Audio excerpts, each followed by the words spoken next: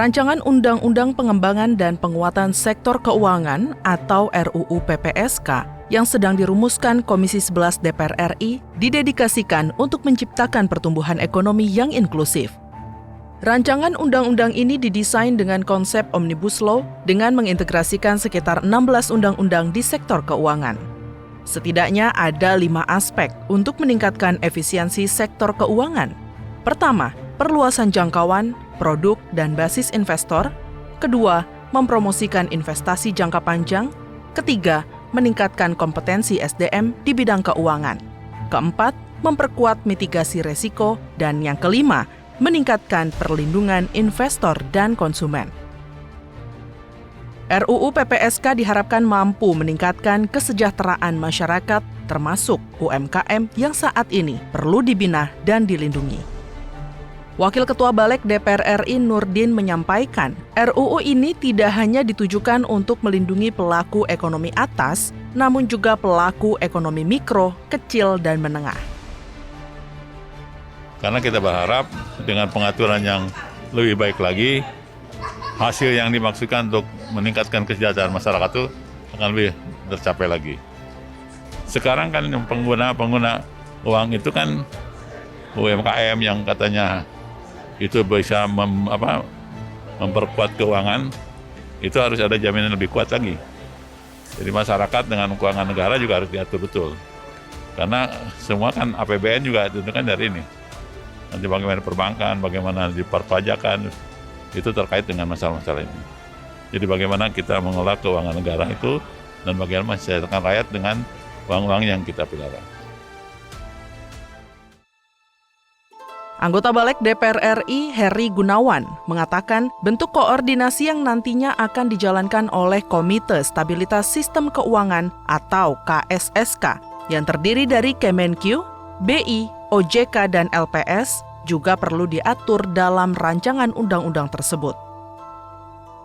Di mana kita ketahui bersama ada yang namanya KSSK, Komite Stabilitas Sistem Keuangan, terdiri dari pemerintah, yaitu Kementerian Keuangan, Bank Indonesia, OJK, dan LPS.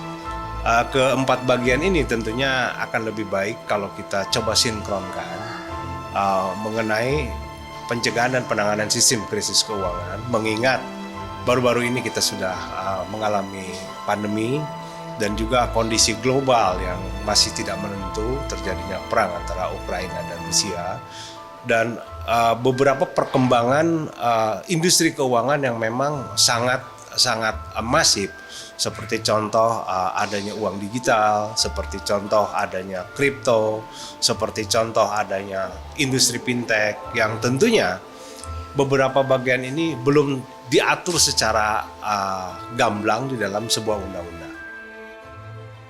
Ketua Balik DPR RI Supratman Andi Aktas mengatakan, secara garis besar, rancangan Undang-Undang PPSK tidak hanya terkait dengan industri, tetapi juga mengatur bagaimana koordinasi antara lembaga jasa keuangan dengan 4 regulator di pemerintah.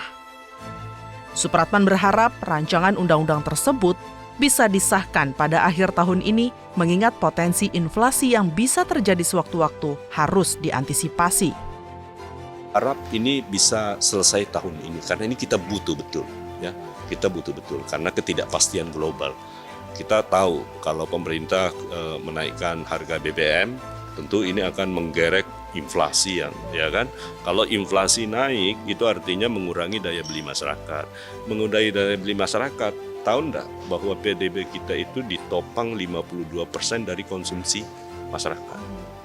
Itu artinya pertumbuhan kita itu ditopang oleh konsumsi. Tapi kalau daya beli masyarakat nggak ada, otomatis pertumbuhan kita nggak mungkin tercapai. Ya nggak? Pasti lebih rendah. Nah, itu hal-hal yang paling krusial. Kenapa itu penting sekali?